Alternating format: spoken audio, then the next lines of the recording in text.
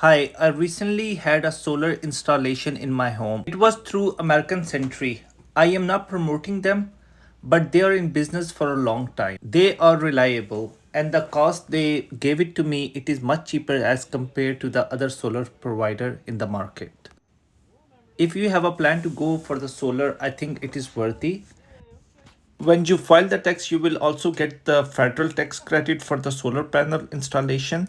And also in my area, Delmarva is paying me as well. It is not going to be 100% refund, but at least you will get something from the Delmarva and from federal.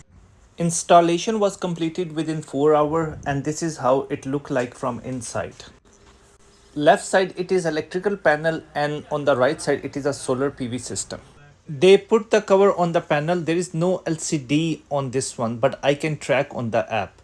Also place the safety shutdown outside in case of fire. Green meter is still pending because it will take 2 to 3 weeks. So right now energy which solar panel are making extra, I am losing it.